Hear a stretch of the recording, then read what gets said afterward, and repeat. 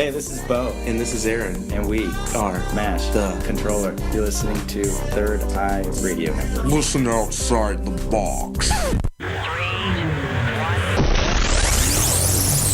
Part one, take one, and action.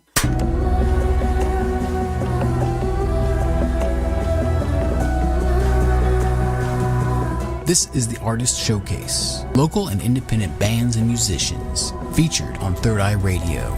Today's showcase features Smoke from All the Friction, right here on Third Eye Radio Network. How radio was meant to be heard. I can't reach your branches any more than you can mine.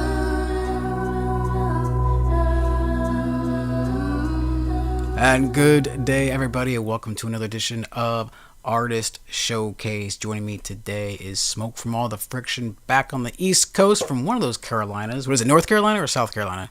North Carolina. North Carolina, Raleigh, that's right. The better, Cool. the better one. The better one. Well, yeah, because you don't have the total eclipse going through there, so you're safe, right? Yeah, that's what I hear. So how you two doing? Good. Doing pretty well. Awesome. Thanks for coming on today. Definitely. So why don't you get started a little bit about how you guys came to be, as far as like you guys meeting and playing together, that type of thing. Sure. This was about a year and a half ago. About, I was living in Greenville, North Carolina, and I was looking for some musicians to play with. I was kind of just living there for a couple months. And so I went on Craigslist because it's where people go apparently. And obviously most of the people on there are just not really what you want to be in a band with. But she made a post and she said something like she was like a poet looking for like a singer-songwriter. I'm like, well, I'm not a singer-songwriter at all, but I figured I could work with that. And so we had this like sketchy meeting at Starbucks, and we're all kind of like, is this person creepy? And they're like, you seem okay. And then we just tried like writing a song together, like in my little home studio, and like it just kicked off really, really well. Nice. Yeah, very different people, very complimentary. Were you sizing each other up by what you ordered at Starbucks? I mean, I was. He just told me that he was the dude with the long hair. Yeah. Oh, there you go. Yeah, actually, the fellow that I just interviewed yesterday or the day before, same thing. He met a lot of his bandmates on Craigslist, and they're still playing for 4 years now. Wow. Yeah, so it's pretty amazing. Yeah, it's hit or miss. You get a lot of creepoids on there too. So Yeah. So how long have you been? So names first. Gotta get your names out. Ina? Cam.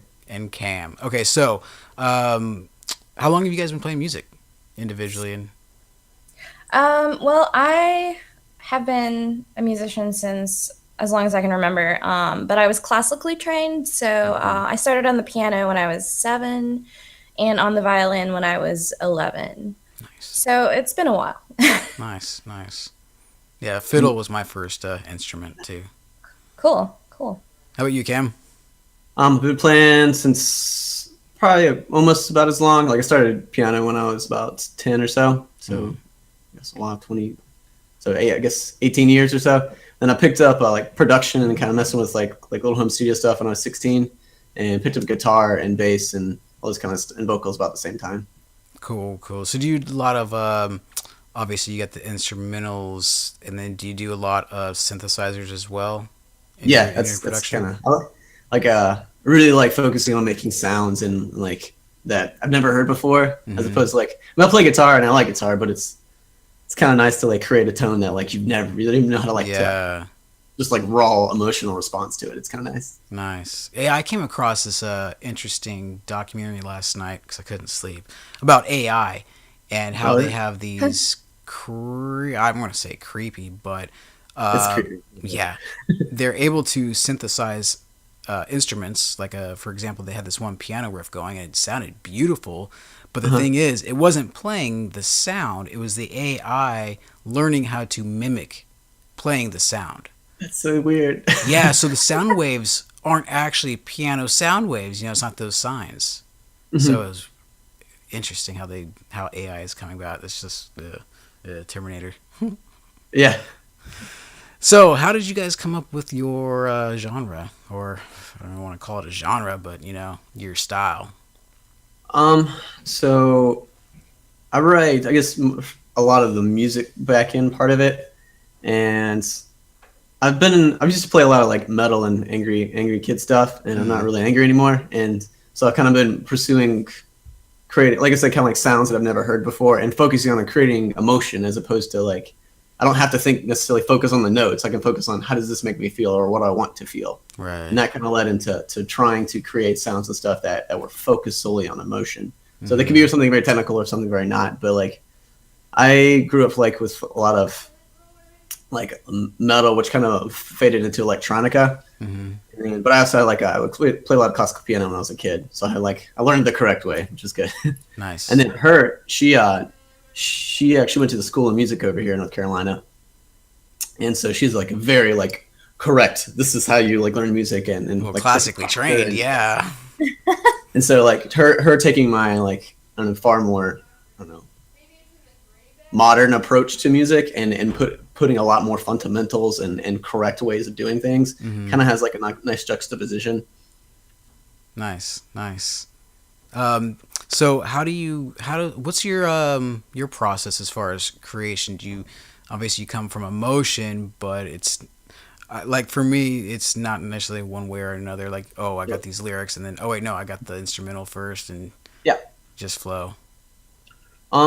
It's I don't know. We don't have a consistent process. Like sometimes I have like just like a small like riff or something I play on like one instrument, and then we'll basically build on top of that. She does a lot of poetry in her like free time, so she has these like really, really impressive use of like subtlety in words, and like it's some of the stuff she writes makes it really easy to create music off of. Almost interpolate this and translate it into a different way. And sometimes I just like we'll get on a roll and stay up late one night and flesh out like a skeleton of a song. I'll bring it to her, and then we'll kind of like build it around her lyrics, and then like kind of like mine's the bones and hers is the muscle, and together we like create this like new creature. Nice. Different type of artificial intelligence. Yeah. So how many albums you guys got out so far? We haven't released a single album yet. We pretty much just write one song at a time because like I'm pretty decent at production at this point, so we have a pretty quick turnover. So I guess we put out a song about once a month or so. So a little bit faster than that. But we're kind of like at this point, I'm not sure how albums work because like back when I was a kid, like you listen to albums, you buy the album. Most people listen to singles now. So I'm like, well, should we create like little mini albums, or should we create like a 12-song album that people like won't listen to half of it? So I was actually we were talking about it the other like about a month ago. Like how can we like do something that is interesting but like still falls in the same like bucket as an album? So we were talking. We're gonna create like five. We've already written them, but like the five songs. And they have an overarching theme between them, but like in between them, we'll call them interludes. And so, like I said, she does a lot of poetry and a lot of like pretty impressive wordplay. But a lot of that gets lost once you put it into a song because you have to like chop it up and make it fit in these like very specific boxes and limited by melody. And so instead of the music like kind of dominating these interludes, the words will dominate the interludes, and the music is more of a soundtrack to it. So more like a spoken word type of thing. Oh, yeah, kind of. Not exactly. I think spoken word has the connotation of like performance, but this is something that you slam poetry. Yeah, slam poetry. But like this is something that you can listen to and just like have an effect on you. You know. Nice. So yeah, I was thinking more like I got some crazy feedback. That's crazy. Conceptual albums type of thing. Yeah. Like there's a term in like painting and stuff like mixed media, or like that means you use like watercolors and or I guess different types of things. So we're trying to like create a mixed media album of some sorts. That's cool. So you could actually individually package what do you got, like 12 songs or whatever. So you got whatever 4 songs per little. You could even do it as an EP, and then all together it is one masterpiece, and you got your little interludes in between them. Yeah, I'm like, should we like release like the same album twice? Just one? It's just the interludes, or just the? Yeah, that's gonna be a tough one. So. Definitely a different way of doing it too. I haven't heard too many people talk about different ways of marketing an album, because like you either have those conceptual type albums where you listen track 1 through 12 and you got yourself a story, but individually tell a story in between them. That's kind of cool. It's difficult. I'm writing them right now, the interludes, and I'm having trouble just not finding a connection between the songs, but just finding a way to communicate to the listener what that connection is. Yeah. Yeah. I do a lot of writing myself, and a lot of my work comes out highly visual, and I'm totally blind. So people are like, "Wow, how do you do that?" Oh wow! But it's just Wow, this that's emotion nice. that comes out. But then what they don't realize is, 3, 4, maybe even 5 layers down is a completely different story. And that's what I can't relate to people. So Yeah. I get that. Do you have a release date in mind, or are you still kind of Not yet. up? No. A little, like I work in software, so I'm pretty like I like structured release dates and like I like artists are notoriously bad about talking way more than they do. So we try to avoid that as much as possible. Are you guys But, touring too right now? Was that? Or not really touring, but you guys play in your local area? Oh, Yeah, we have a fair amount of shows. We play in Virginia a little bit, and mostly like trying to really focus on I guess the region, something like next like 50 miles where we are until the summer's over, and then we'll kind of branch out a little bit more. Cool. Do you want to go over, let's see, the track that I played in the intro, what was that? The Clumsiest Waltz. yeah. I found that, I think that's my favorite one of the 3 that I got from you guys. You want to talk about that? Sure. The Clumsiest Waltz is what I like to call a backwards love song. It's kind of, I don't know, like it's still permeated with affection for who the singer is talking about, but there's things in the relationship that have failed.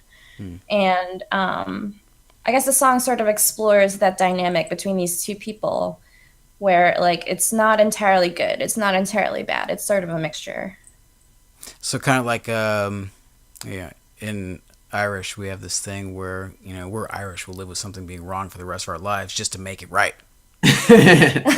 So it's kind of messed up, I guess. But kind of like that, the hope of dynamics and that dualistic dichotomy, I guess, of Yeah. two people, especially when you first meet, right? There's always that period that you're just like, bam, this is awesome.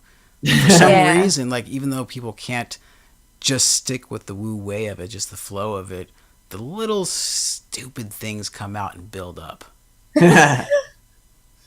And like that track is I call it the denouement. So this is like the last. It's this more of the resolution of the next album that we're doing is because a lot of what the album's, I guess the end of the central theme is like a coming of age, but less so of like a child becoming an adult. It's more of an examination of what being adult means. Like previously, there's like certain criteria that this renders you an adult, and Right. it's like point of prosperity in our society. Like what is being an adult now? And the album mostly focuses on internal development. Being an adult is far more what happens in your own mind than what the external factors. We focus on like trying to prove to ourselves and others that we're an adult, but like that song, The Clumsiest Waltz, is far more like a realization of like less of a hopeful song and more of seeing reality as it is and acknowledging one's own faults and seeing the world as it is, not as you would have it.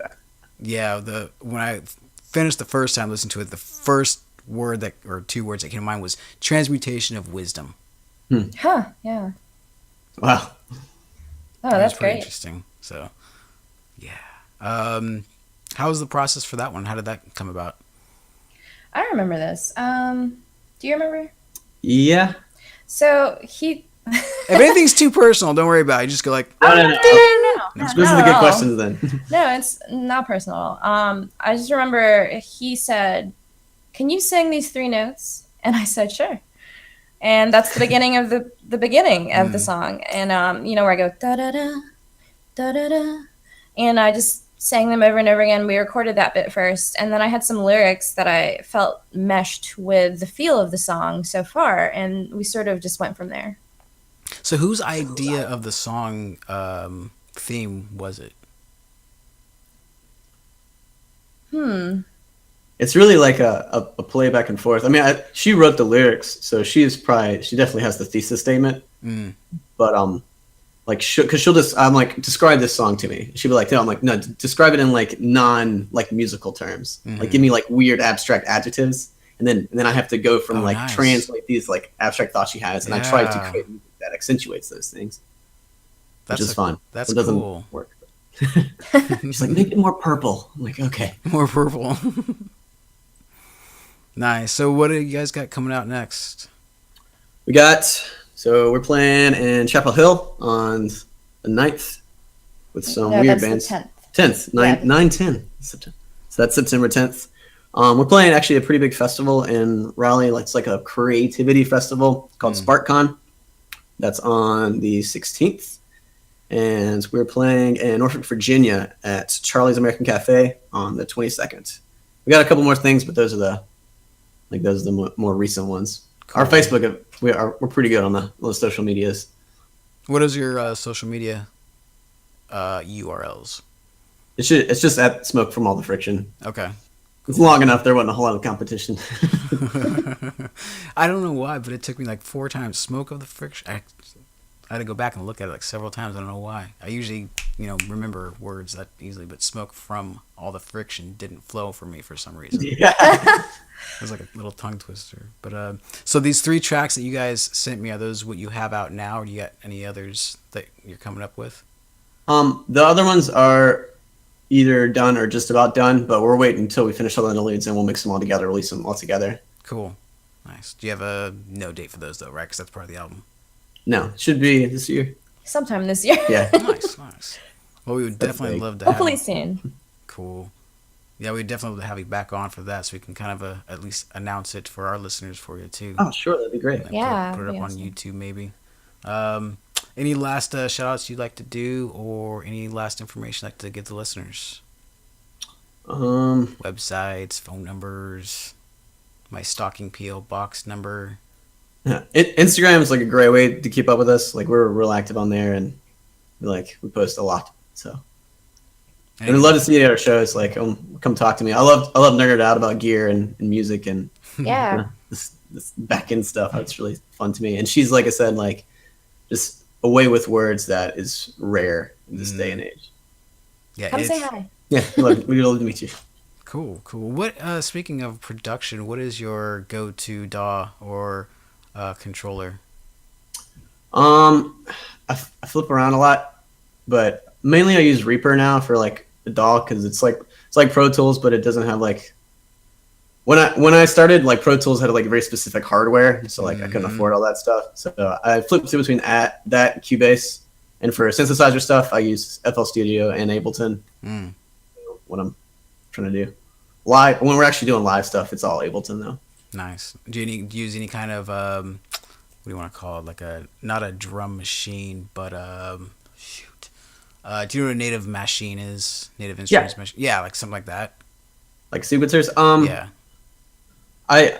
When we play live, I don't. And in the studio, I don't use machines in particular, but a fair amount of stuff like that. Okay. Cool. Like live, we kind of bake down a lot of it just so it's like as few moving parts as possible live whenever we can. Because if it can go wrong, it will go wrong. Right. Yeah.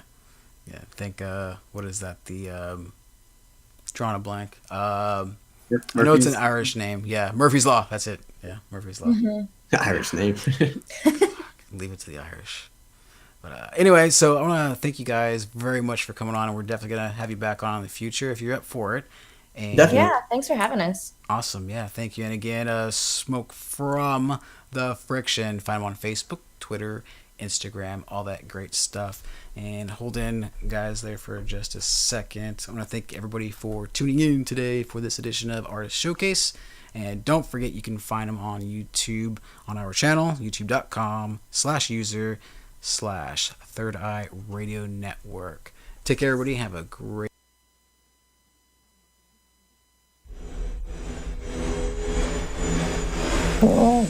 This has been a Third Eye Radio Network production.